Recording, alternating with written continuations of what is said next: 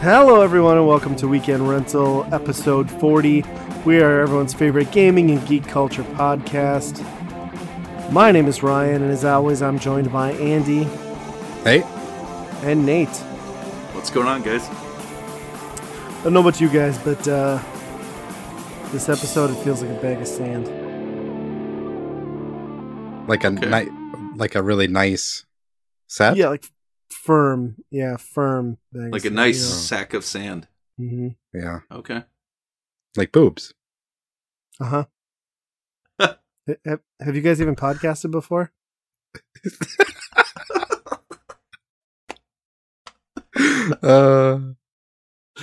All right, so let's get into Buy, Rent, Burn, the recurring segment of the podcast where we select a given system and we all pick a game for it. We'll play them individually, and at the end of it, we decide which one we would buy, rent, or burn. This episode, we are going with the almighty Atari 2600. Andy has selected Fishing Derby.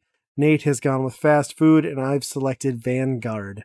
So let's go back to the top. We're going to do a little description on each one. Believe it or not, Fishing Derby actually has the longest description of all these games. Really? And I'll point out that this was made by the podcast favorite game creator, David Crane. We all appreciate. Why do you think I chose it? I know, I figured.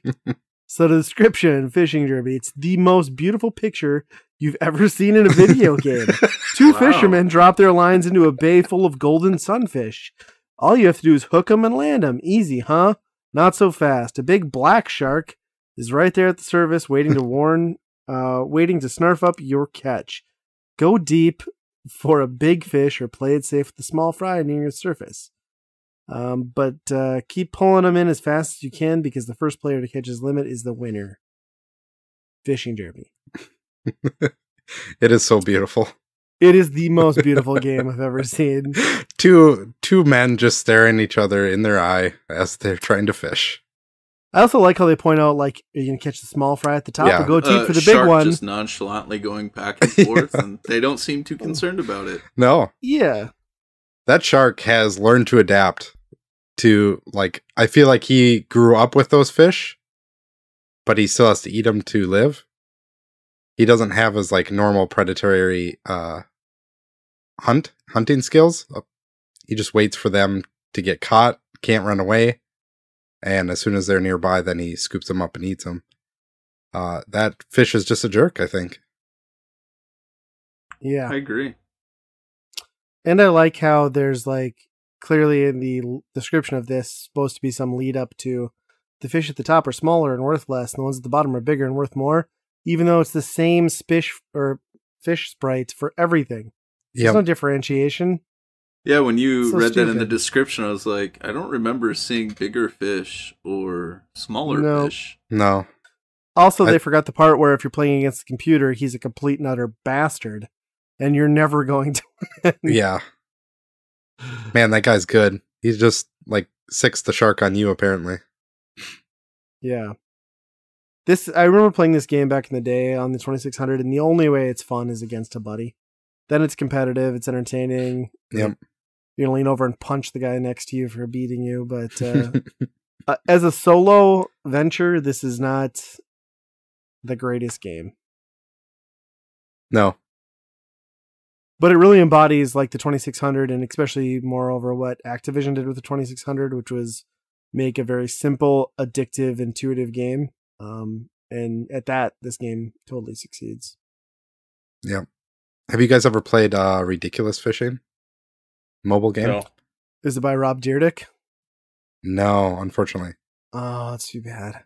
No, it's kind of similar. It's like trying to get the hook down to the bottom as far as you can. You know, avoiding fish until you get down to the bottom, catch a really big fish.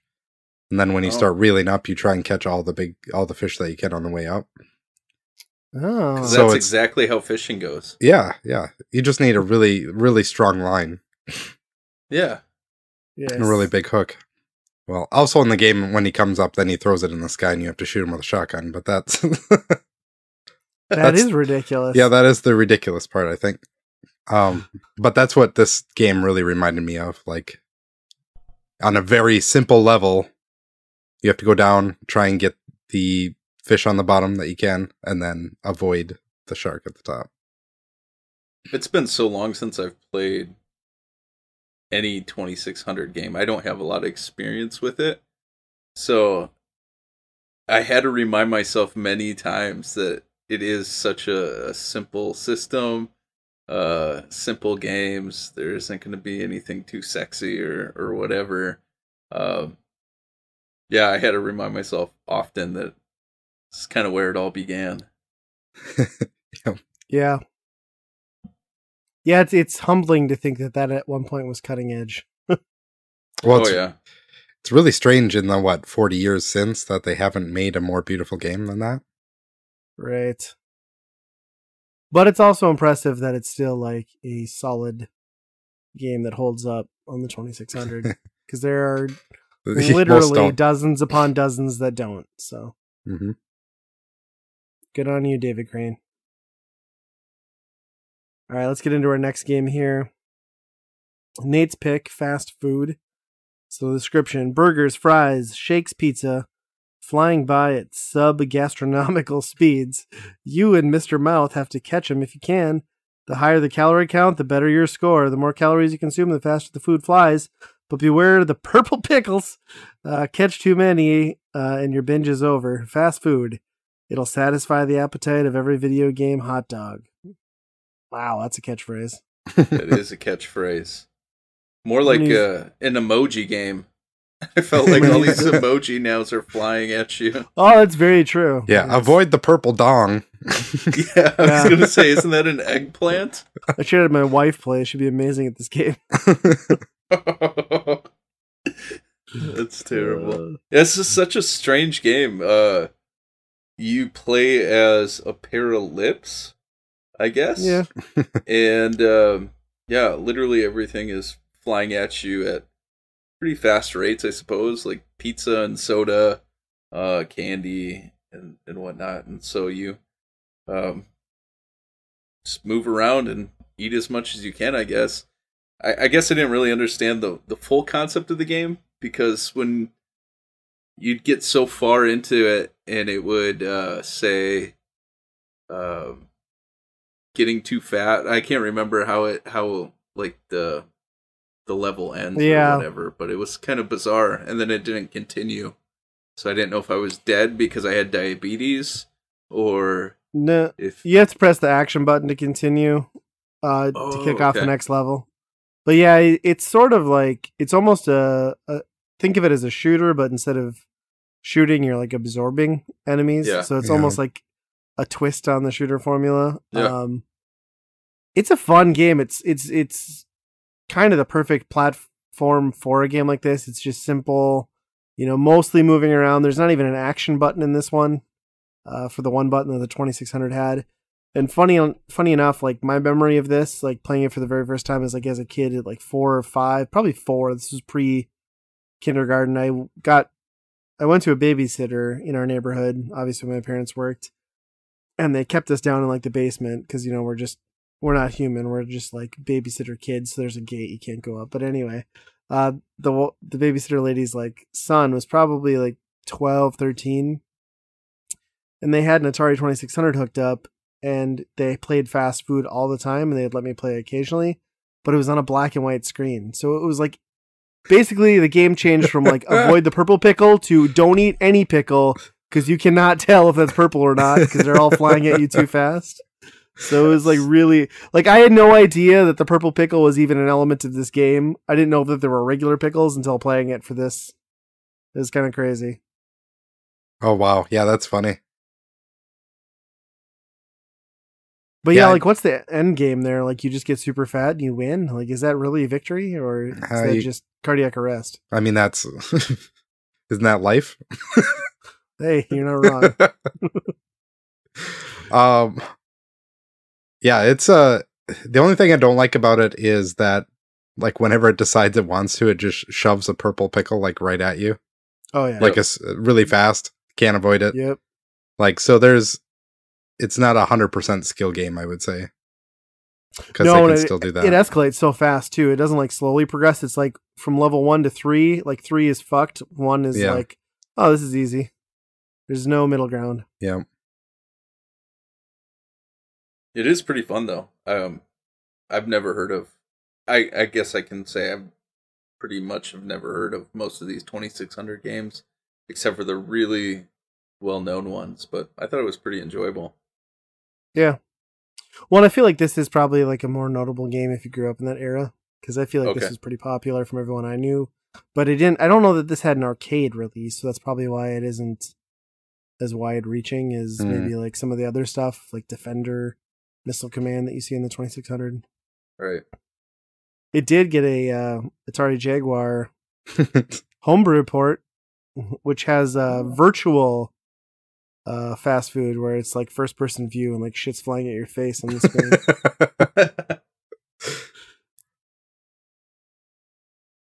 That seems unplayable. It does. It's just a guy waving his balls in your face. All right, so let's go on to boy. I took it to a bad spot. I'm sorry, guys. It's all good.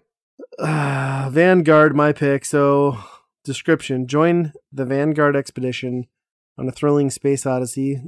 Fight your way through the perilous tunnels of Atara to the fabulous city of mystery, and destroy the Great Gond.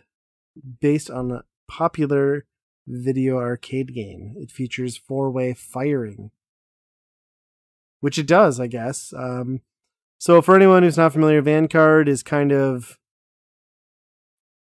It's tough to explain. I guess it's kind of the first vertical and horizontal scrolling shooter that also had a progressive level, like progressive adventure, meaning that like you didn't just a lot of the games at this time just endlessly cycled.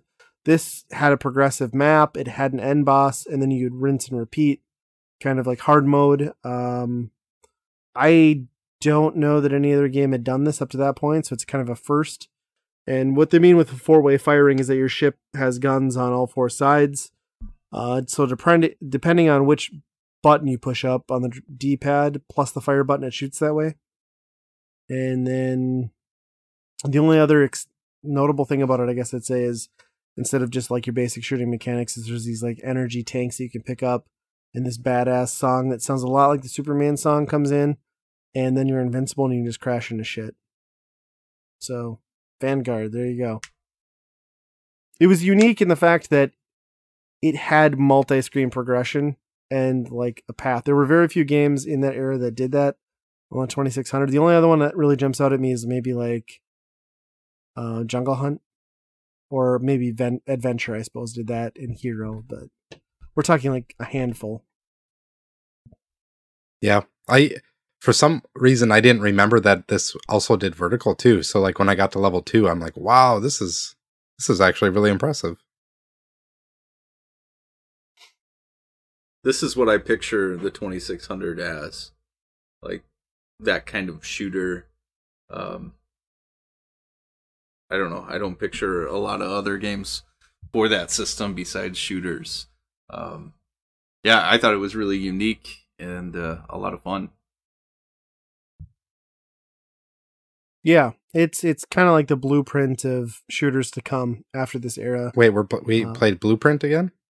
No. Oh gosh, okay. Thank God. Okay. Yeah, and the only reason I thought to even put this back on here was like this was my introduction to this game, but I bought that SNK collection for the Switch, and this was a very early SNK arcade game before like the Neo Geo had come out or anything. So I got the chance to play through it in the arcade version, and I gotta say, like the 2600 version is not that unfaithful port. It's pretty solid. Like if you were a kid who was going and pumping quarters in, back in the 80s and got this at home, you'd be pretty stoked. SNK didn't do the port though, I'm guessing, right? I don't think so. I've never seen any SNK branding or anything, but right. They definitely put it in arcades. Huh. Yeah, it's a pretty impressive game. Yep. I mean, it's simple and it's simple in its approach. I mean, it's just a basic shooter. You don't really have a power-up system other than the invincibility, which is a temporary thing, and just fly around, try not to die, and then if you get to the boss, take him out and do it all over again. Yep. So, let's go back up and hear our verdicts. Andy, which of these games would you buy, rent, or burn?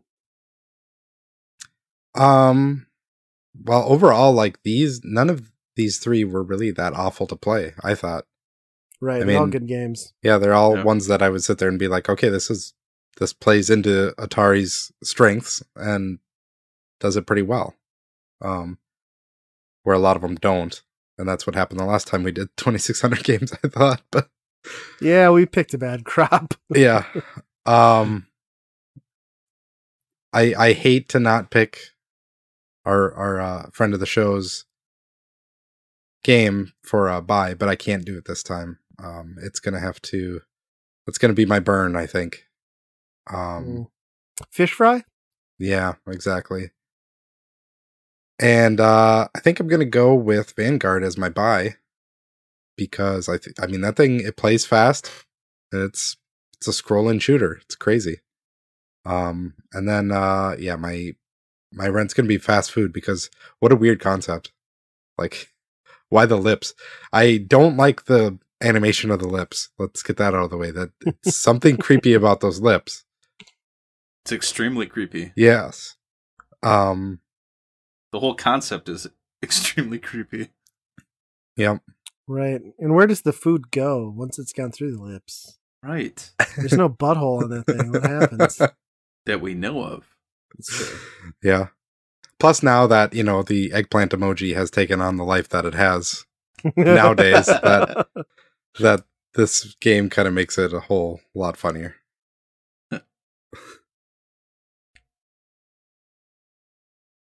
Nate, what about you?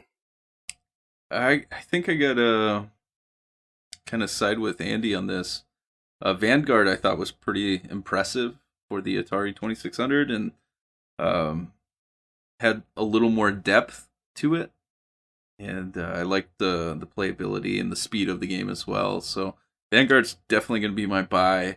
And I would agree. Like, none of these games were awful, where it's a very clear decision. So there's got to be a loser, I suppose. So I would say Fishing Derby as well would be the burn, but not by much. And fast food remind me of an addicting mobile game in a way.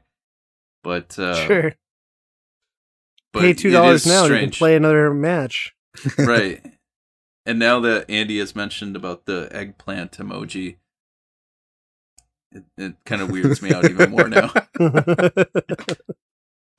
Those developers do what they were doing with the purple pickle. Like, come on. Like, everybody's like, oh, we're totally going to get this in the game. Like, nobody's going to notice it. It's going to be great. So I'm gonna completely concur with you guys. I like all of these games. They're all great games for the Atari 2600. It's just Fishing Derby has to be the burn, simply because it's not a game you're going to sit down and sink like an hour into. You're going to play a couple matches with a buddy. That's where it's best and it's fun. Fast food is great, but it's that difficulty ramp up, and just like Andy mentioned, the forcing, like it shoves the pickles at you at some points just to make you lose, which is not good game design. And I'm a fan of shooters. Vanguard blew me away when I was a kid. Keep in mind this was like pre-Super Mario Brothers, so the fact that like a game had like a linear path like that and you could see the progression was kind of mind-blowing to see something that just wasn't one screen. So I've always loved it. So selfishly, I kind of knew going in that I was most likely going to pick this, but it was a tougher choice than I thought because these are all really good games, but I would buy Vanguard. For sure. In fact, I'm pretty sure I still own it, so I think I have bought it. I think I own all these. Maybe not fast food, but yeah. It was a good round for the 2600. Like, all of those games were definitely very enjoyable, even in 2019 now. I played them longer than I thought I would. Yeah. So like 5 minutes? A little bit longer than that, but Okay. Yeah. Well, another buy, rent, burn in the books. A Atari presents its newest star. Vanguard. Just like the arcade's fixed zone. Let me show them the mountain zone. Hey, check it out. Get the energy pies. So long, Harley Rockets. Hey, the rainbow zone is my turf. You can shoot in 4 directions. All right. I'll just freeze to the stripe zone. The wall. The wall. Yeah. But fellas, who destroys the gun? Luther destroys the gun. Vanguard is here, only from Atari. All right, so moving on from Byron Byrne, let's talk about the adventure that we all just shared over this last week. And we went out in the wilds of the Dakotas. We braved the snow, we braved the crowds, and we went retro game hunting. So for anyone who doesn't know, well, it varies a little bit, but the majority of this podcast is North Dakota. We've got some Minnesota influence. I guess it's a little split. We're like Minnesota, North Dakota based. And in our area, there is a store just south of us in South Dakota that runs annually a half-off inventory sale on their used video games. And they carry everything from current gen to retro. And as collectors, none of us can pass that opportunity up. So we load up a car, we wake up at 5 a.m, like all self-respecting adults with families, responsibilities, and children to care for. And say goodbye. We throw all that aside, and we drive 3.5 hours south to buy video games from our childhood, because that's the kind of stand-up citizens we are. And what a weekend it was! Oh yes, it was fantastic. It was real good. That whole, so this is the second year we've done it, and it's slightly overwhelming, because there are so many people, and you stand in line and you're waiting, and they have 2 locations, so you got to hit both locations, and just the sheer amount of people, I think, amps it up, where you're like, okay, everyone's going for NES games, which that's not true, but you feel that way, that everybody's going after the same things you're going after. Yeah. And that those retro games that you have to use a kiosk to get, there is some urgency when you get there. You want to pick your games, get to the counter, pay for them, because somebody else could print out the same tickets and get it before you. So let's explain that a little bit. So these 2 stores are unique in anything that we've ever seen in our collecting careers, in that normally when you go into a video game store that sells new and used inventory, there is a wall of games. You grab them off the shelf. Sometimes in the case of retro gaming, there's a glass case. You need to ask someone for assistance. They'll pull it out for you. What happens in these stores is anything that is cartridge based, anything that is considered a retro. And they also throw in some 3DS, Vita, and it's Switch, kind of like the carts. Switch into this. Yeah, I think it's just like stuff that doesn't really make sense on the shelf. Basically, they have 2 computer terminals set up with their inventory, and you're essentially selecting the image off of the computer terminal. You print a receipt, and then you take that receipt to the counter, and they get the game for you. So if you can imagine, as you're walking into a situation like this with a line of like 60 people, you have to queue up in this line. You have to find the game you want, and then you have to print the receipt and run up to the counter before some other asshole gets it from you. So like it's this insane amount of buildup of pressure, as Nate was describing, because you can't just grab the thing off the shelf, shove some 13-year-old out of the way, and go pay for that thing and move about your day. You have to like, it's just unbearable, like the amount of like pressure. You're looking at the guy next to you like, oh shit, is he printing the same thing as me? Like, I don't know. Right. Like, is the guy going to find the game in there before the guy next to me has the same receipt? Who knows? I don't know. There's a lot of things up in the air. Some of those retro guys, you could tell, like, they were putting the hustle on to get to the counter. I think we were kind of doing the same thing as well, where we went in with a plan. So Ryan and I at least sat down on Monday with the list, and we're like, okay, these are the games I'm going for. These are the ones you're going for. I will try to get to the kiosk first. You kind of scope the room out and just, hand sweep those shelves, put it in your basket, and then meet me at the kiosk. And I actually got to the kiosk very fast. Yeah, you did. The first one, and I don't think that allowed Ryan enough time to really scope everything out. Sadly, it was so much fun. But it did allow us to get virtually everything we wanted on our initial list. I think we missed out on nearly 2 games, which was a bummer, but we did beat another area collector and reseller, a friend of ours. So it's a little bittersweet, but all's fair in love and 50% off game hunting. So. The funny thing is, like, you see that huge line, and you're like you said, you're like, all these guys are after my games, the ones that I want. I gotta beat them to it. Yeah. And in reality, like, we get in there, and there's like 20 people like hustling each other over the Wii games, and it's like, this is not what I thought. No, I couldn't believe the amount of people just like focused on PS4, Xbox, and Wii. Yeah. It was unbelievable. But I'll even go a little bit further and say I can't believe.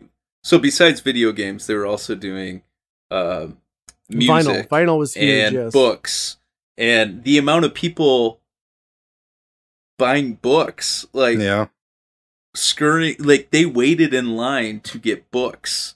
It just blew my mind. Like, really, is that even a thing? And there was people quite a few don't people read. going after Come that on, stuff. Right. Yeah, it was shocking though, because like that line really peeled off. It veered further into the other stuff.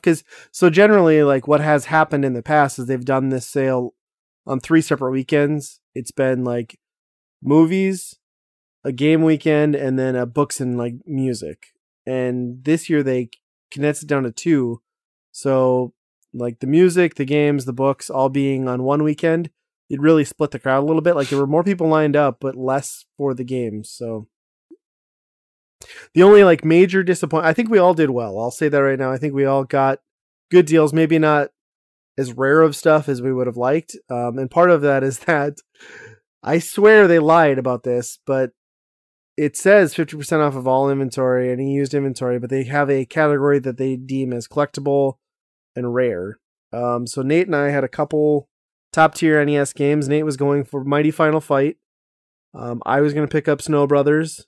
We went up to the counter to ask for them because you couldn't print the receipt. For some reason, if it was in a box and in a display case, you couldn't print the receipt. And then they tell us, no, if it's collectible rare, you just can't do it. It's not on the sale. And I'm like, what do you mean? He's like, sorry, I thought we were clear about that. I'm like, where in the ad that you put out that didn't say anything about that? Where you're clear in that? And I actually feel like that was new this year because I feel like last year you could pull some of that stuff. There wasn't a lot of that stuff last year, but I don't know. Right. And there wasn't a lot this year, but there were definitely a couple that we both we talked all week about how excited we were to get those things. Then to get down there and be told you couldn't buy them was a little. There was a moment we were slightly disappointed for about 5 minutes, walking around like moping. But yeah, and then you're like, oh wait, there's more video games. Let's keep going. Right. I feel that the highlight for me, besides all the video games and all that stuff, was a lot of fun. But one of the funniest moments was in the first store we went to. There were a couple of young teenagers, maybe 14, 15, and one guy had a pretty large stack of PS4 games, and I think there was some Wii games in there. And this other kid is like trying to explain to him, hey man, you're going to regret this, spending all that money on those video games. That's really dumb. As he's holding a Wii fishing pole. And the kid was looking at him like, you're going to regret buying that stupid Wii fishing pole. But they were walking around the whole store talking about it. It was so weird and hilarious at the same time. That is amazing. Wow. Yeah. I had to point it out right away. I was like, hey, Ryan, you see this kid here? It was so ridiculous. Yeah. No, it was hectic, but it was really fun. I'm glad we all did it again. Can't wait to do it next year. And most of the people you run into there are cool. It's like being at a convention, right? Like we're all jockeying for the same thing, but I had idle chit chat with a few people too, and just like what they got, and they were asking me, and that's always fun. Yep. Yeah. And any chance we can get to go out game hunting, we're all on this podcast. We're all pretty busy people with lots of competing interests for our time, and we don't get to do that often anymore. I mean, other than MGC, this is kind of our only other big let's go for it. So it's fun. And the vinyl sale was good. I got some good vinyl finds, like really surprising stuff. So some pretty underground like punk rock and a metal album that I didn't expect in a million years to see at that sale. So Yeah, that's awesome. That worked out for you. yeah. I had to wait in line while everybody else bought vinyls. That kind of sucked. I was surprised at like, I guess I knew the vinyl collecting scene was big, but I was surprised. I think maybe the turnout was like close to 50-50. I bet it was like 40-60 and like 40 being vinyl. It was kind of amazing. Yeah. It's good stuff.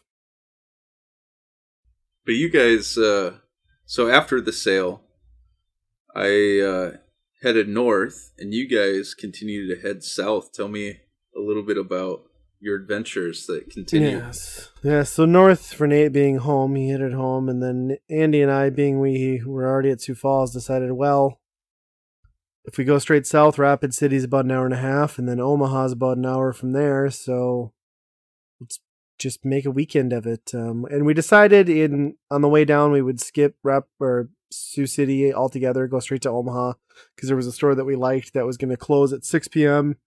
that Saturday and not open Sunday. So that was kind of the decision we made. And then, on the drive down, we're just like, man, beautiful weather, no snow. It's like, can't believe this perfect weekend. This never happens. And then what do? We hit a blizzard in Omaha. And even though you guys Omaha, didn't tell me that. Yeah, it was like a shit show. So even though Omaha is only like 6.5 hours south of where we live in good old North Dakota, the preparation and the understanding of like how to drive in snow, but then also clear and manage snow, like the infrastructure is not there. People get a little spooked by it, so it's kind of nerve-wracking. I'll be honest. I was a little freaked out because I'm driving my wife's car, which is a pretty new vehicle, and I'm like, she's gonna kill me. Like if I smash this thing up, if somebody hits me, like it's all over. But it did work out. It was a little intense for a little bit. I was kind of nervous about it, but I think after like the first couple stops, that kind of passed. And yeah, we had a hell of a time. We hit, boy, I don't know, 10 we stops? hit so many. Yeah, we hit so Plus many targets. stores. Yeah, we did a ton of stuff. We got a lot of weird stuff, like 2 stores in particular, Ben's Game Zone and Pop Culture Exchange, I think they're called. Yep. We filled up on 3DO Jaguar. I got an AES card. AES, yeah, Neo Geo. Import crazy. Saturn. Yeah, which I tried to talk you out of getting that pervy one, but you had to have it. So For the record, I'm gonna go on record. If my wife ever finds this pervy ass Saturn game that I bought in my collection, I was like, this looks pervy. I better put it. And he's like, no, you gotta do it, dude. Like you're the import Saturn, like you have to go for it. yeah, Like, okay, I'll get it. that's part of being an import Saturn guy is being way into hentai. I guess. I felt a little embarrassed bringing that up to because there were only 2 people working at their store and they were both women. I was like, Oh, I didn't think about that. It's like buying a Playboy at a gas station. It's not good. But yeah, we had some amazing stops. Like I will say, there are 2 stores down there that are just Omaha is bigger than like the metro area that we live in, but not that much so that I can't believe how much better the selection of stuff was. It's not unlike where we're at, yet we have nothing even comparable. Yeah. In that space. No, you wouldn't ever see a Jaguar game or no, God no, any of that stuff. That's you don't even see completely domestic uncommon. Saturn stuff, let alone import. right. And then just the target clearance, like we hit 4 or 5 targets, and we finally hit one that was like gold. That didn't have any of the $5 games that have been happening. Those were all cleared up, but we got a lot of Xbox, PS4, and 3DS stuff dirt cheap. Yep. So. And you got a Pokeball, Andy. Yeah, I somehow found a Pokeball on the toys section. For $15 for Pokemon Let's Go. Yeah. Brand new, not repackaged, brand new. Blows my mind. Yeah, that was a good deal. It was good. It was, I can honestly say, I think that's probably my favorite, like the whole weekend was probably my favorite game hunting road trip that I've done. Like it was just, Like no complications. Everything went smooth. Like the stuff we found exceeded my expectations. I mean, it wasn't like the type of trip where you go into a thrift store and find a $50 game for $1, but like the type of stuff we found at fair to slightly under like eBay prices in person was great. And then obviously the half off sale was a killer deal. Right. And then that's the thing, like a lot of the weird stuff that we got, you see that in stores, they'll have like one Jaguar game and it's like 50% markup because they're like, well, I don't get this stuff in, so I just want to have it here and I'll charge whatever the hell I want for it. That didn't happen here. Like they were pretty much below eBay price on a lot of that stuff. So yeah, for sure. And which doesn't make sense because like you said, usually there's markup because they have physical space, but everything was, we looked up prices and it's like, well, I can't argue with this because it's better than I'd get with shipping on something else. So yeah, it was great. It was absolutely great. And for those of you listening, if you follow us on YouTube at Weekend Rental, we are going to put together the Saturday Sioux Falls piece. We'll have a little bit of clips that we shot along the way. And then I think the goal is we're all going to share our top 5 gets from the weekend. And then beyond just the Sioux Falls half off sale on my personal YouTube channel, VigiGamer, I'll have an extended cut with extra clips of Andy and I continuing on from there. So it was impressive. And Andy came home with some awesome stuff. Nate came home with the most current gen stuff I've ever seen from a guy who was only going to collect NES. And then I got a stack of stuff too. So it was great. I love that. I loved, so my counsels have definitely expanded, now that I hang out with you guys. We are terrible influences. I'm just saying. I have a GameCube. I have a Wii U. I have a PS4.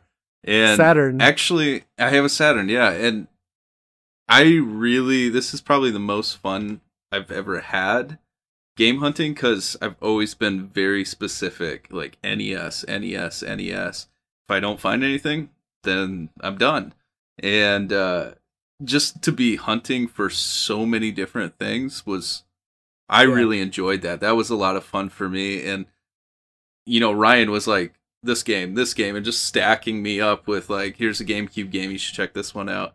And actually it gave me some freedom to even like look and be like, oh, this kind of looks interesting, I'm going to pick it up. And 50% off, I'm not going to regret it. I'm paying $7 for PS4 games. And I had so much fun. And actually, I came back energized to game hunt. Like, you kind of get in a funk after a while and just it feels stale where you're not finding anything. And just it really energized me to keep on looking and to expand the collections for all the other systems that I have now. So yeah, I would say that's like the perfect sentiment because I share that too. Like, and I've collected for multiple systems for many years, and like it's easy to get down and like, no, there's nothing out there, everything's picked over. But it really changed with this weekend. It was a great experience and an eye opener.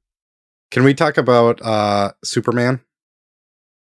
Oh yes, please. So we forgot to mention that outside of game hunting, we went to a barcade in Omaha. I think it was just called Beercade. Yep.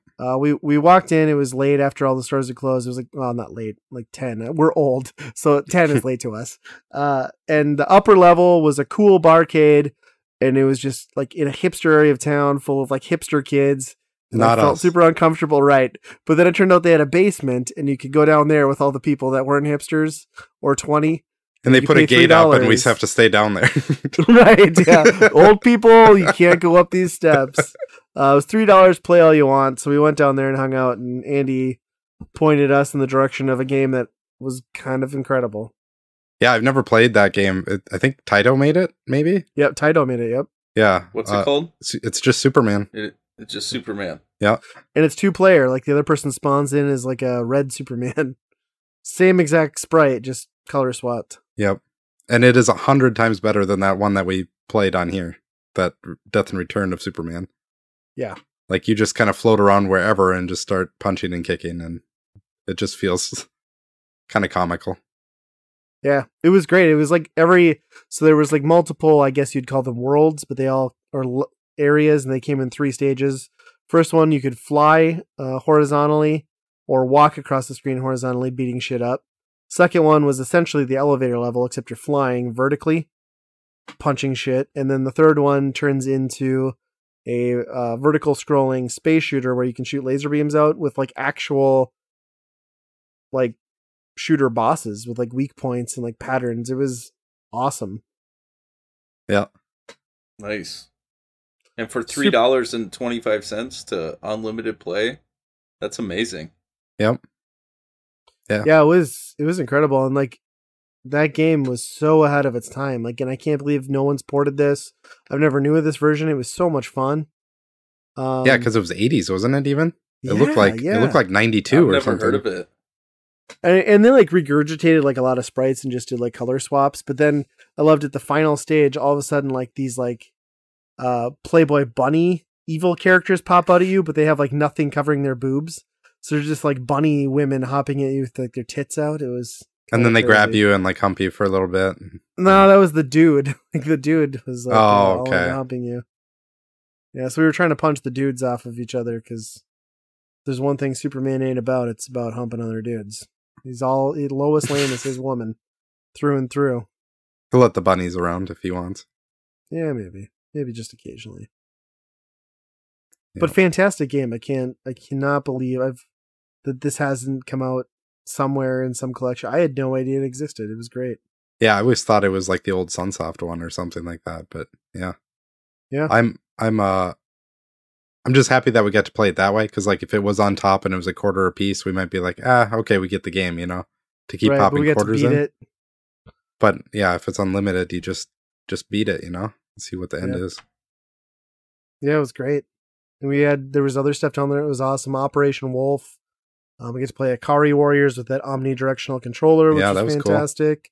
Super Off-Road, another one of my favorites. Yeah. Although I didn't stand a chance because I'm just kind of a beast pretty good. That game. I'm pretty all right. And there was some pinball, so it was a good time. Mm-hmm. Yeah, I'm slightly jealous I couldn't go with you guys on the rest of the weekend. Hopefully next year. Mm-hmm. Yeah, that might have to, with those other stores that we kind of discovered, that might have to be every year get those. Yes. Weather permitting, it's got to happen. Yeah. I think it typically falls like second, third week in January, right? Right, which is typically like the shit show where we live. Like. Right. Yeah. Oh, yeah. But it worked out for the most part. It wasn't bad. Except I woke up feeling like a sack of crap, which I kind of attributed to the fact that we went to that arcade, played for 2 hours, and then went next door and ate burritos, and I didn't wash my hands. So I thought I was going to throw up most of Sunday, and then like to wake up in the morning and realize you feel like you got hit by a bus and that you have to get in a car and drive yourself home and you can't just stay in bed is kind of deflating. I powered through it. I think the Buffalo Wild Wings stop we made for supper kind of, the wing power. That helped. Yeah. But yeah, that was so much fun. Yeah. Good stuff. We got to do it more often if we can, but that's the hard part. That is the hard part. Families, jobs. Yeah. Girlfriends on the side. It all takes time. So. Well, those are, games are more important than that. Some of us. Me. True that. True that. Nate's my boyfriend, everybody. We've been hiding it for too long. Everyone heard him say he loved me on the last podcast. This is it's coming full circle. It's out now. It's out. Oh gosh, it's out. I'm that bunny and you're that Superman.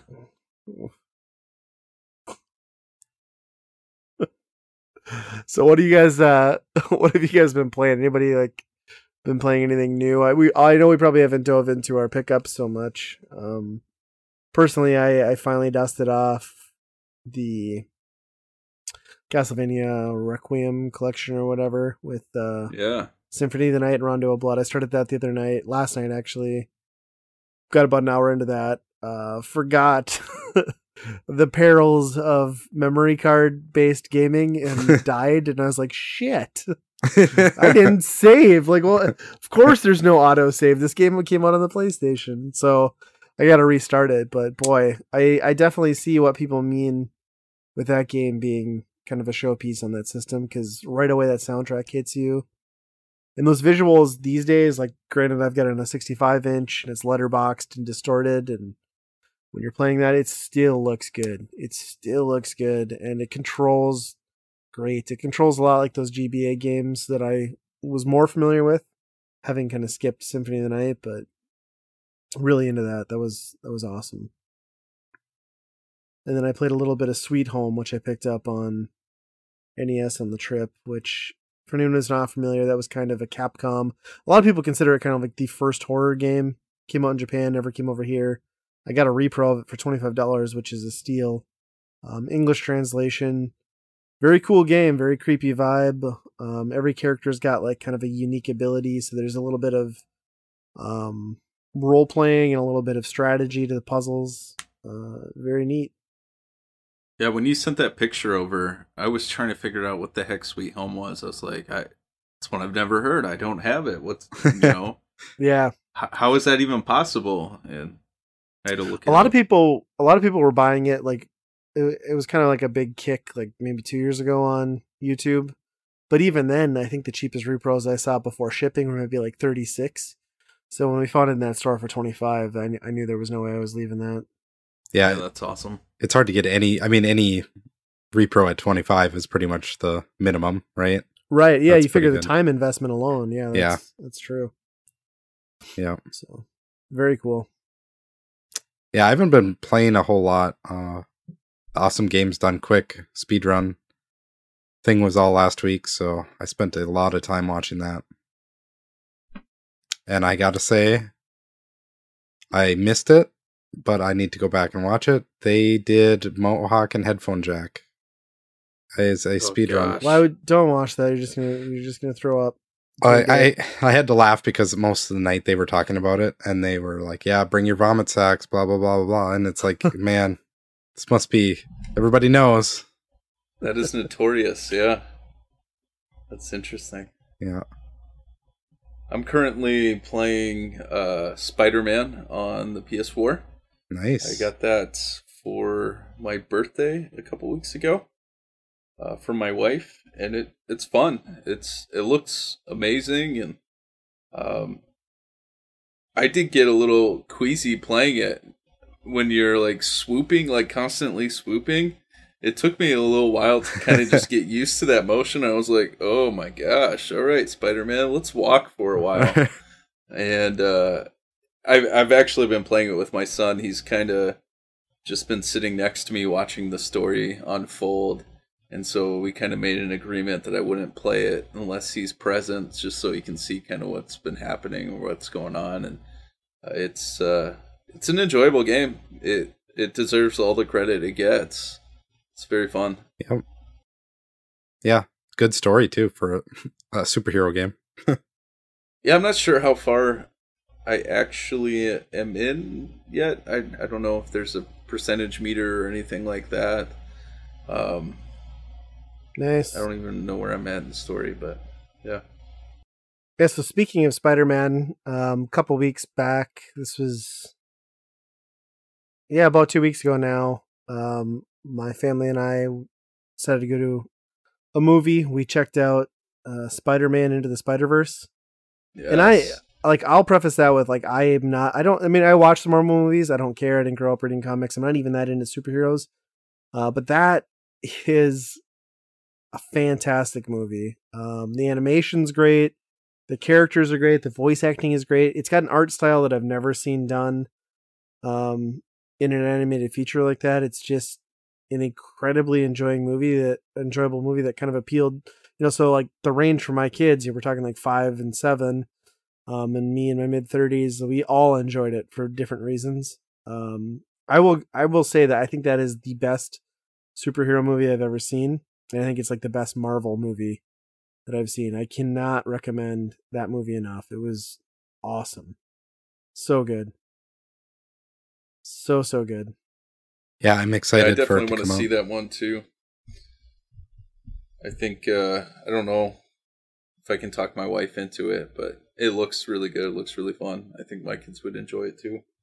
Yeah, I think we're probably like 2 months from a physical release on that probably at this point. Right. So it's just one of those things, like pick it up on Blu-ray and just kick back and enjoy it. It's great. I just I love too, like in the intro section, they make a jab at the awful Sam Raimi Spider-Man sequence where Peter Parker's like dancing down the street, like in that Spider-Man 2. It's just like so cringeworthy, and I just laughed so hard. I mean, keep in mind this movie's been out forever at this point, so like there's like 8 people in the theater, and I was just like dying. Like I'm sure everyone's like, "What's wrong with this idiot?" But it was so funny. It's really good, and like they did a good job of like, I'm sure you guys are aware that through the previews, like Spider Pig is in there, you know, obviously a more cartoony, like Acme type character compared to the context of the rest of the world. Yeah. But they do a really good job of balancing that within the story and like how they introduce the different layers and characters. So by the time they throw everything at you plus the kitchen sink, you're kind of like far enough into the story that it's not absurd. It's kind of impressive. Huh. And they're all just really well developed characters too, for the most part. Even though they're all Spider-Man, they all have really good backstories. Well, maybe not Spider-Pig, but the rest of them.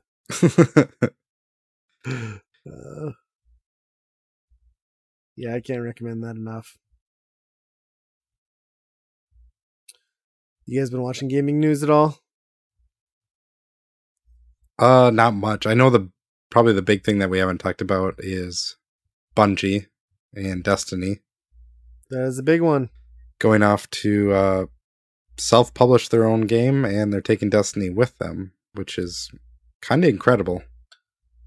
Yeah, I mean, so when we think about like Bungie's history, and Bungie has always put out great stuff, you know, Bungie was acquired by Microsoft before they released what came to be known as Halo. I think they were working on Halo, but it was in a different incarnation. So, you know, that stuff got released and they worked with them for a decade. And then they get bought up or go exclusively to Activision. So really, as a studio, they haven't had full freedom in 20 years. So to be financially viable to do that and then still get to carry the Destiny brand, I mean, I can't believe they pulled that off. Like, yeah, I don't know. To allow Activision to take that. Yeah, I don't know what they had to do to take that away, but like that's like their newest like franchise. So it's like crazy to take it away. Somebody was eating somebody's purple pickle, I'll tell you that much. So that went down. So I'm excited because I think there's a chance that we could maybe we won't get Destiny 3, maybe we won't get that, but maybe we'll get a fully realized vision of what they wanted to do with Destiny. I think it's kind of notorious at this point that you know, they were just sort of rushed in getting Destiny out and they scrapped a lot of it, you know, in the same way that they were rushed to get Halo 2 out and that game wasn't what it should have been. So, you know, I'd be okay if Bungie was the studio like Rockstar where I'm not getting a game except for every 7 or 8 years, but if I'm getting a game that's going to keep me entertained for 3 years from that release, I think that's a appealing proposition. Or maybe they don't make another big game. Maybe they focus all their effort on just a continuing weekly, you know, update. Yeah. Because I think that's like the biggest problem with Destiny is like, I like Destiny too, but then when I was done with it, I'm done. I didn't go back, you know, I played it. So like if you just made that into, well, this is the game, you have to check in every week or, you know, then. Yeah. Then do you think they could do that though with Destiny 2, or do you think they need to shake free of that and like set a new standard? I kind of feel like they have to do something. Yeah. To break off of that. Because not that they aren't capable of bolting on and turning it into a more community-based game, but I think they almost need to just shed some of that to move forward. Yeah. Yeah, who knows what they do with that. So there was some other big news too with another studio. I don't know if you guys heard at all about these lawsuits with Gearbox. No, I didn't hear about that. I forget his name, but it was the head of Gearbox. Basically, they're taking him to court for siphoning off. Basically, at the time when the company was telling employees they couldn't afford incremental raises because they were just light on cash resources, their leader had siphoned off $12 million roughly into his own personal business. So then times are tight. Right. So then there's been all these other accusations between him and another colleague.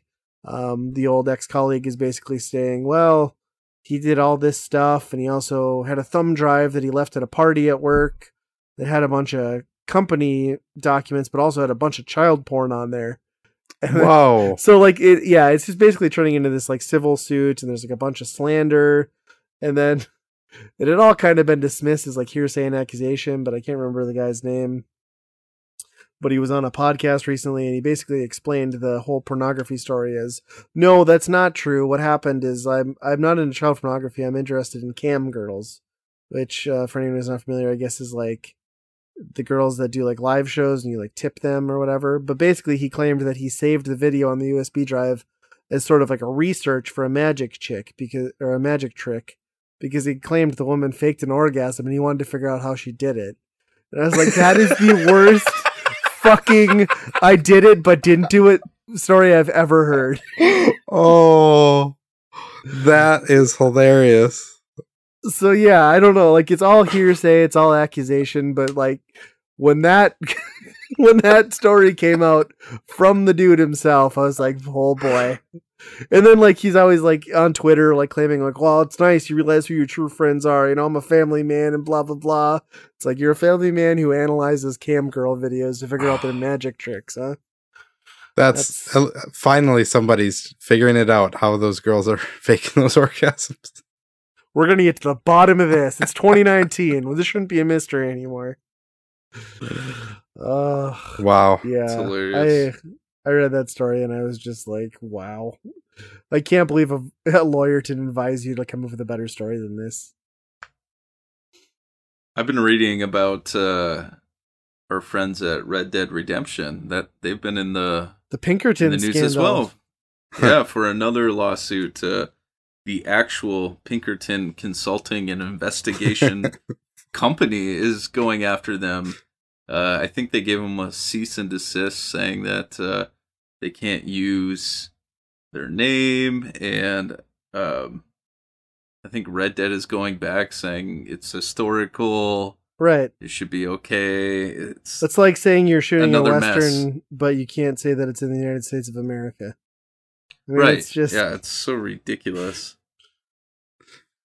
It's kind of how it is these days, though. Like we're looking at the dance moves, and which got removed from Forza. Did you see that? No. They took him out of Forza now. Oh shit, Fortnite's going down. Yep. Which there's a new one too. Did you guys hear about this? For Fortnite, Yeah. like Orange Boy or whatever. Like apparently he like applied to some contest even, and they never sold it for money, and then the parents are still suing. Jeez. Yeah, this is kind of where our society is going, where they think they can copyright dance moves. They think they can copyright historical events or whatever. It's right. It's so ridiculous. It's over the top, and it's sad that it's going this way right now. It is nuts. And beyond lawsuits, Fortnite, as I was reading, has also become like a hotbed for credit card fraud and scams on the internet. Like apparently that's a huge business because people get a credit card, they create an account, they buy like $150 worth of crap, and then they go sell the account on eBay for like $30. Well, they get the cash, the card stolen, you know. So apparently this is like a $250,000 a week or something sort of. I mean, that's not necessarily fraud. That's how much money is passing through eBay on Fortnite related products. So Jeez. Yeah, huge deal. That's amazing.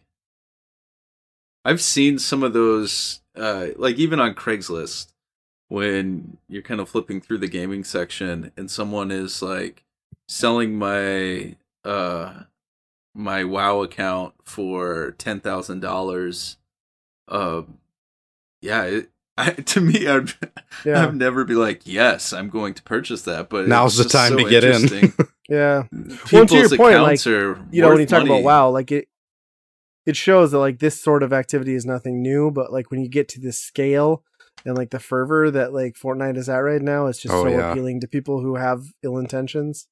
Oh, yeah. Because as big as WoW ever was, like it wasn't this hard into the mainstream. This appeals to like anybody and everybody with a brain. Like you can't turn a corner and not see Fortnite. And if you're a person who wants to screw somebody, boy, Fortnite sure seems like a good option to cash in on. Yep. Fortnite. It always comes back to them. It's always the problem. That's why we enjoy games that don't require credit cards. Yes. I will say that one good thing has come out of Fortnite, and that is them just being like, the Better Business Bureau, they're kind of a bunch of putzes. Because I don't know if you guys heard this story, but the Better Business Bureau put out a published article that said that Epic Games and Fortnite got an F rating because none of the like 100 and some response or like submissions to the Better Business Bureau about Fortnite were answered. To which they said, we don't work with the Better Business Bureau. They're not like a government agency. Yeah. We have our own helplines, our own customer service. So suck it. And I was like, thank you. Like, that makes perfect sense. Yes. If you're the type of person who's unhappy with their Fortnite account and you're going to the Better Business Bureau, you probably don't deserve to get any help. What did you think was going to happen? That said, you could probably call up the BBB and say, "Oh, I just want your $100 premium account," and they'll be like, "Okay, you're an A+ now." Yeah. Ugh. And I will. So I thought that was interesting, but I will give. As much as I think on this podcast we're not like overly impressed with Fortnite as a game, I think its power has led to some amazing things in the industry as far as what they've been able to do on platforms and publishers and hardware companies who have been unwilling to help customers in certain areas. We've got the example of voice chat just working natively on the Switch for Fortnite. Epic Games made that happen because they're that dominant in the market. And they also knocked down the doors through pressure and fan base for Sony to unlock cross-platform play with Fortnite. And that has spilled over. There are benefits to other games and other publishers. We've got Fortnite on there now, but Sony has announced that Rocket League now is going in. It's still in beta, but it's officially cross-platform. So I love Rocket League. I think cross-platform made sense all along. So if it takes a juggernaut like Fortnite to, kind of bring Sony to their knees and realize that, maybe we could play nice in other arenas, I think that's kind of a big step. And Rocket League deserves, all the recognition and all the cross-platform play for the community that it's got. So I think that's a positive out of the whole Fortnite everywhere situation. Well, that and the store too, the Epic store, where they're going to be charging only 12%. Like that's going to be huge for a lot of indie developers. I think you're going to see a lot of them over there, probably even with exclusivity for a while. Yeah, what Ubisoft game was that was like, nope, we're gone from Steam? It's not Siege, but what's the other one? Division 2 was just like, nope, we're done. We're exclusively on Epic Store now. Really? Wow. Pulled out of Steam, yeah. So, could get interesting. Yeah. Huh. Wow. I mean, it's good for developers for sure, but kind of sucks for all those people to have all those different launchers and shit. But I guess if you're Fortnite, you already have that, so.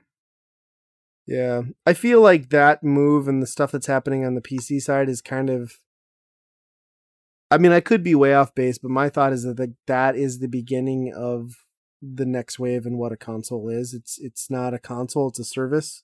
So I think what you're going to have is you're going to have a bunch of like fractured services coming out on PC because we're seeing that now.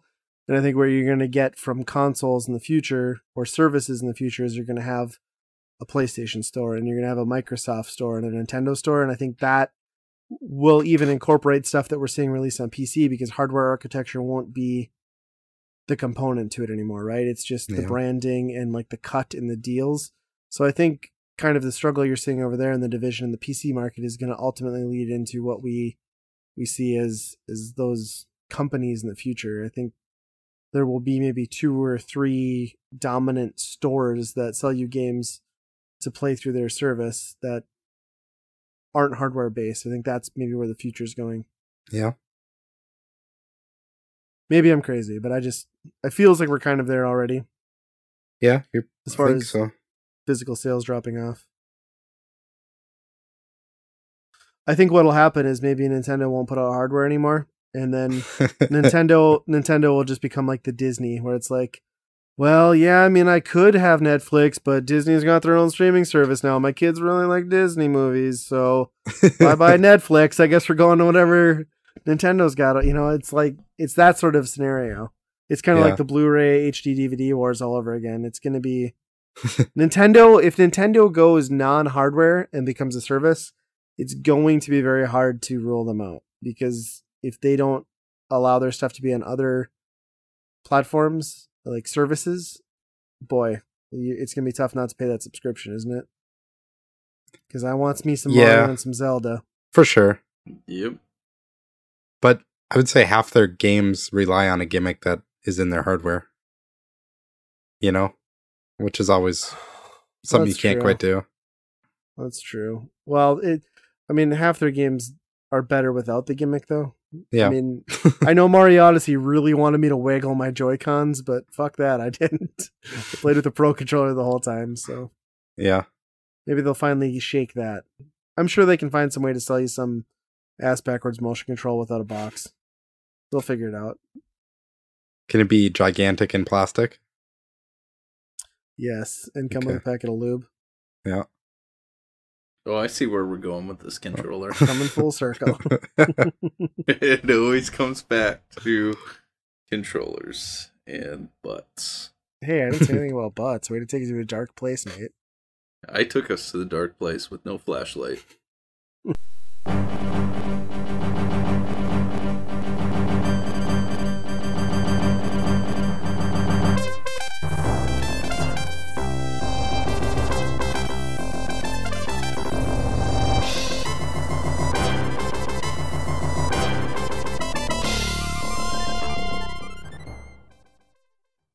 Okay, on to the Failbag, where we answer 20-year-old questions from old magazines as if they were addressed to us and help these poor suckers out.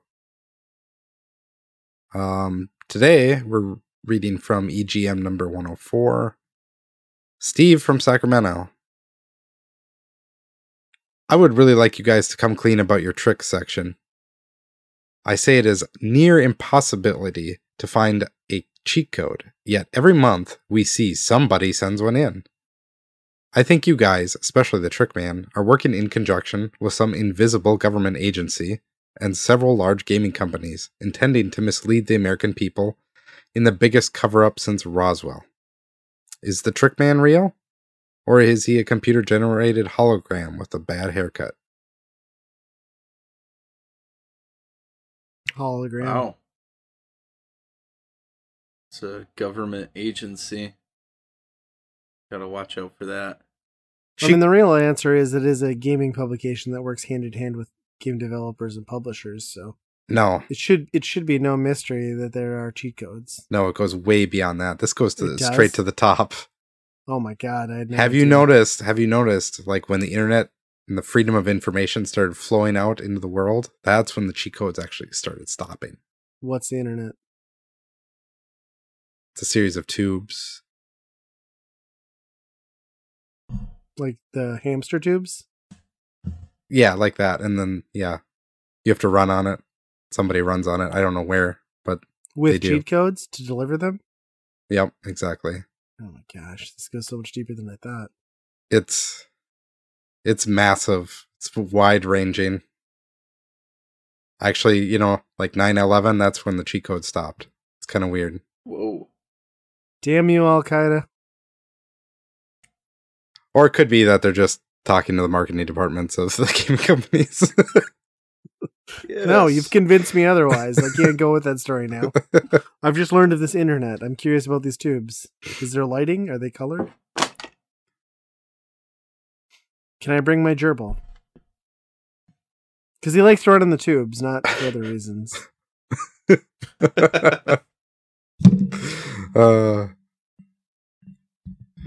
No gerbils, only hamsters. That's how the internet started. They like to dance on the internet. If you didn't know that, You don't say. Yeah.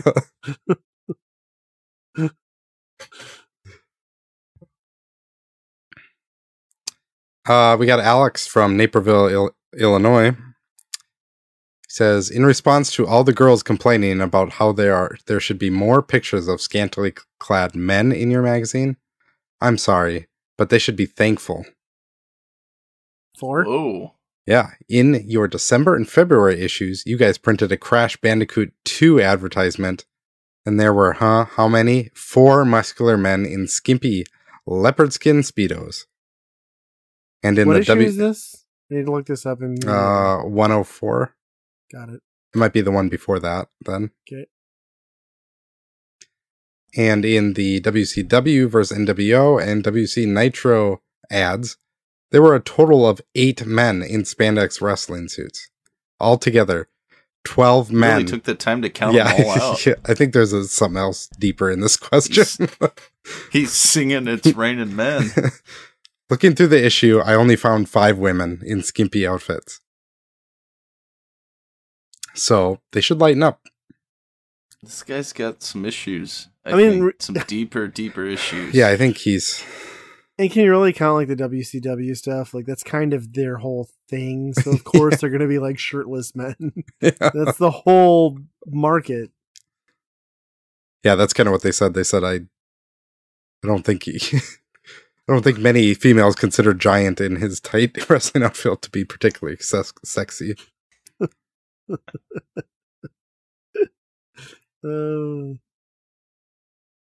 Yeah.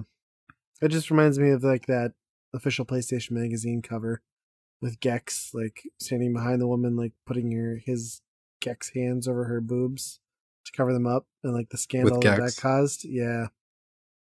It's a big deal. Okay, we got Philip from Hazelcrest, Illinois. Since my last letter was a bit too long, I'll shorten this one up and ask the more important questions. First of all, I've owned a 3DO since June 94, and I now own 10 games. That's how far I am for being an enthusiast. At any rate, I'd like to know more about 3DO's next generation hardware. Is it true 64-bit like the Ultra 64, or is it just a wannabe? Second, since the new hardware is coming out, our program is waiting for Bulldog to release new games like Mortal Kombat 3 and Street Fighter, the movie? Or are they planning to release them on all of the 32-bit platforms? Thanks for your time, and Game Fan is truly the number one. No, it's not. Boy, I bet. What came after the 3DO? Death. Yeah, I was like, I don't think anything came. Yeah, that's where it's funny. I want to read the follow-up, the first line, because it's hilarious. To preface this, they were making a second 3DO called the M2. Talked about it. Yep. So Game Fan responds here. It says, "Dear Philip, the M2 is as real as the nose on your face." Yeah. Just love that line. Probably shortly after that, it was canceled. How big was the 3DO library? I think it was decent. Big. I thought it was decent sized. Okay. It's not like he had 10 games and that was pretty much the library. No, it's not like Virtual Buy or anything. It's got to be like in the hundreds, or I mean, there's at least a couple hundred, if not more, games. 162, it looks like. Oh, really? Not even 200, huh? Yeah. Yeah, I mean, the whole problem with the 3DO is that like their whole model was they designed the blueprint for the architecture of the hardware, but instead of having centralized manufacturing where you manufacture the hardware at a loss and make up your profits off of the games, was their model was they were going to license out the hardware build. So when you had people like Panasonic and Gold Star manufacturing their consoles, they had to make money off of them because they weren't going to recoup anything from the royalties from the game licensing. So it came out at prices like, $800 and stuff. And this is back in, 1992, 93. So that just really kind of killed it. So if you can't get an install base, no matter how good your hardware is, then I would argue that, I know not everybody agrees, and I got a comment on my last video from 16-Bit Kim. He didn't agree with my assessment of the 3DO, but I think like the hardware inherently didn't have anything wrong with it. But if you can't get it into, people's living rooms, no matter how good a game is, it isn't going to go anywhere. Because you look at like the first Need for Speed, you look at things like Shockwave, Wing Commander. There are some Gex, there are some solid games there. It didn't matter because they couldn't get the install base, and by the time the PlayStation came out and the Saturn was out, it was already kind of done.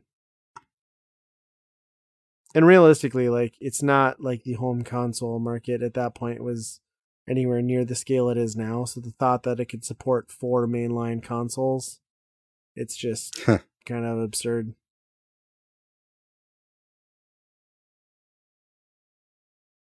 Yeah.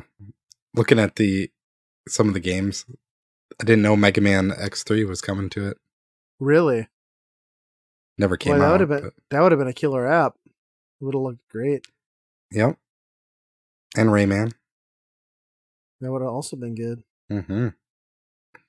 You know that game that you got from me, Icebreaker? Yeah. They made a sequel to it in 2007 for the 3DO. Really? Just so you know. Who was still putting out games in 2007 for the 3DO? I bet that thing's worth a fortune. Yeah, I don't know. Huh. They made 4 different games in 2007. Yeah. And then they were like, what? We're still making 3DO games? That's nuts.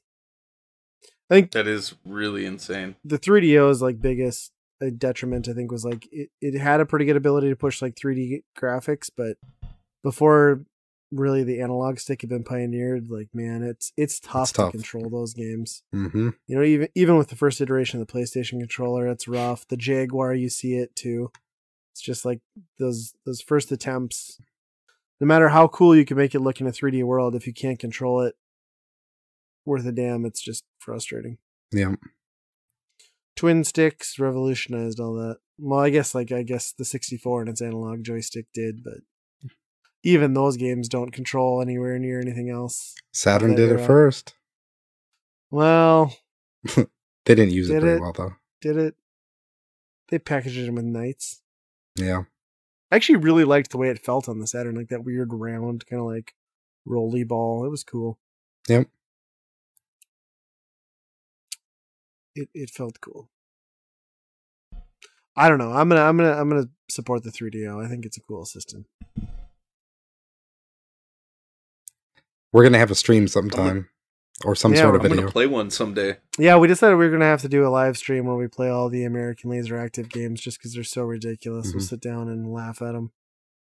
I have Plumbers too. Oh, that's right. You do have Plumbers. Yeah, and I got Space Pirates, and we got Mad Dog. I got the Mad Dog collection.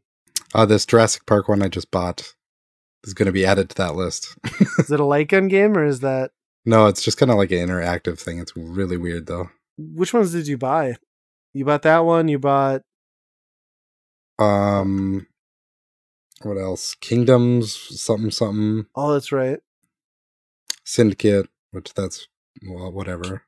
Command and Conquer or whatever it's called. Oh, Return Fire, yeah. There you go, yeah. That one.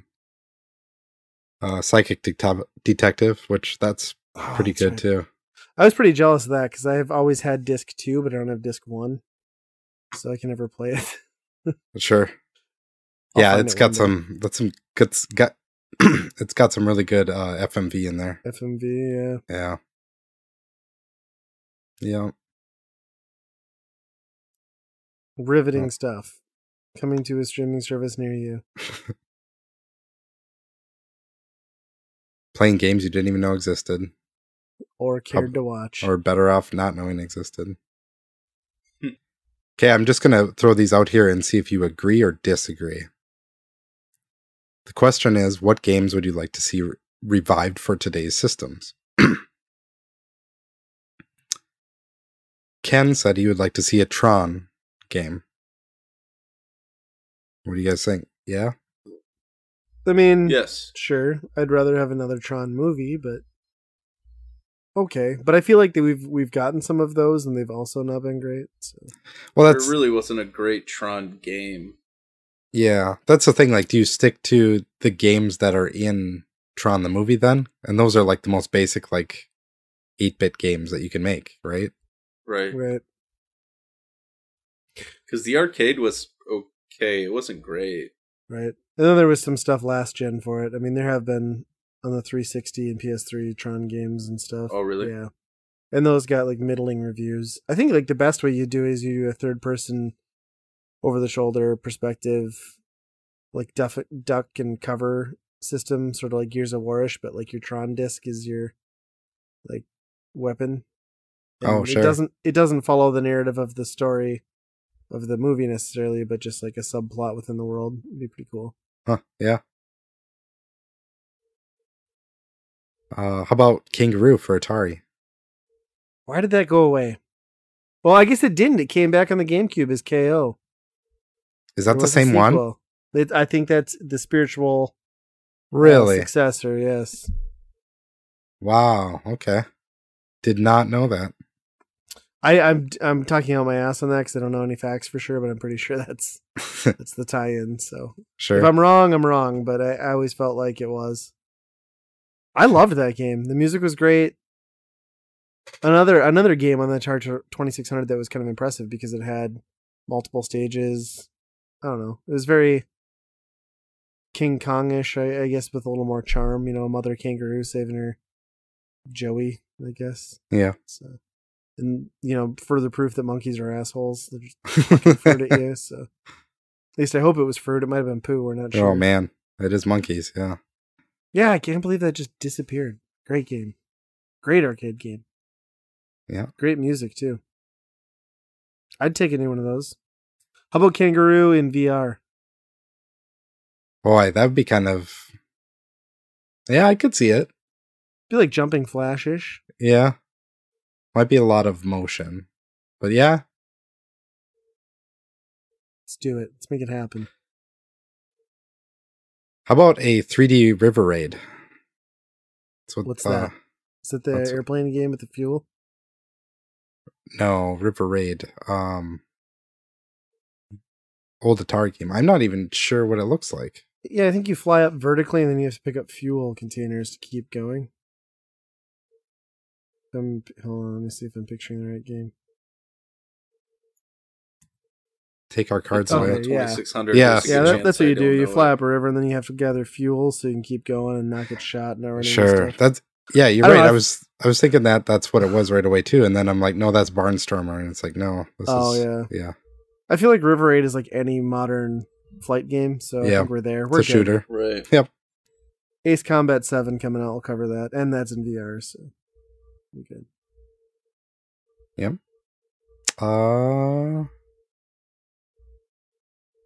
This guy wants a new Gorf game.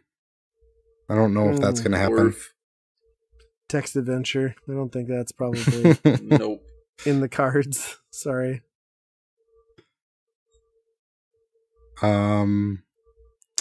Bubsy. He says, I think Bubsy needs to be revived, even if Bubsy 3D sucked. Yeah, Ryan, what do you think about that?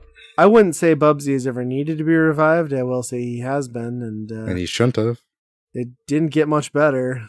Like, I guess if you like paying $30 for what it equals out to like a 90-minute game, it was an enjoyable-ish 90-minute game, but I didn't need that. And there's another one coming out next year.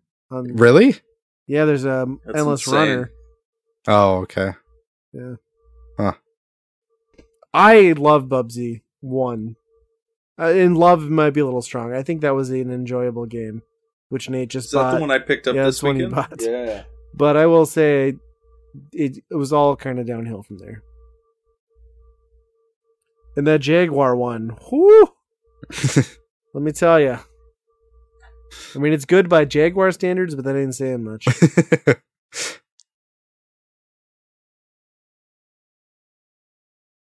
Yeah. That's I don't know. There's a good game in Bubsy, but I never saw it. No. They're still working on Yeah. it. It would just help if they had made Bubsy such an asshole. Like, his one-liners are the worst. I think they know. I think that's what they're trying to do, though. Like, in that new one, you could turn up how many times he said one-liners. Yeah, you could take it to, like, obnoxious. Like, they know It's the level. ridiculous. They know what they're doing. So bad. All right. Well, anything that you guys have off the top of your head that you would like to see a new one of? I would like to see a new Kaboom. I think that would be amazing. Yeah? I would like to see it packaged with its own, like, Bluetooth enabled, like, paddle pad for the PS4. I think that would be pretty epic. I could go for that. I don't need much, just some maybe better visuals. I want him to look like a real convict. You'll see some veins in those arms when he's lugging those bombs over the wall. Yeah. HD, yeah. Bricks in the actual wall, not just like a solid color. Yeah. I could go for that. Huh. I can't think of anything off the top of my head. Yeah, I'm struggling too. Like, pretty much every good game mechanic has at least been held into a different game, at least. If it even. And I'm scared to Stunt Race have FX. them make a remake of my favorite games. I want a new Stunt Race game. I want a new goddamn Stunt Race game. And Uniracers? No, fuck Uniracers. We can have Stunt Race, FX, Deluxe U, Wii, Collector's Edition for the Switch. There you go. How about Stunt Race FX Cross Uniracers, where the worlds combine, and you get unicycles and cars racing on one track? Can we have hard driving in there too? With Crazy Taxi. Hard driving can be like the guy that floats around in the track at Mario Kart. What's his name? Lakitu. Lakitu. Yeah, it's like the Lakitu. It like waves the flag for you to start, but it doesn't. He doesn't get to play. No, he's just there. Yeah, I would love that. That's pretty funny. Yeah. I can't think there's anything else. That would probably be it. F-Zero. Oh yeah. But F-Zero's fun. I don't love F-Zero though. Like, it's a good game. I personally don't love it. Well, I personally think you're a bitch. Well, you can shut up. Maybe I will. I wish there was a racing game like in the middle, like not so hardcore as F-Zero and like not bullshit like Mario Kart, you know? Well, they have that game and it's now free on PSN. It's called Onrush, or it was. Well, there you go. Which I played. I forgot to mention that. I played that. That is mildly entertaining for a race or two at a time. Yeah. I have it, but haven't played it yet. That's good. We should all party up and do it. Yeah. It just sucks We that you should. can't avoid the drive through the gates one, because that is the worst. Yeah. I don't know if I played that mode one. Yeah, it's like drive through the gates, and there's like two green like colored gates you have to drive through. Oh. It's stupid. Huh.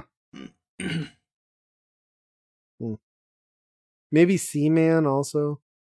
We get a sequel to Seaman. Well, Nimoy's dead now, so who do you cast as the Sea Man? Shatner.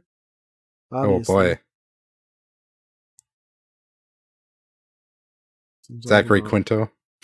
Except maybe we take it like differently. It's like you go with like mammals this time, like Catman.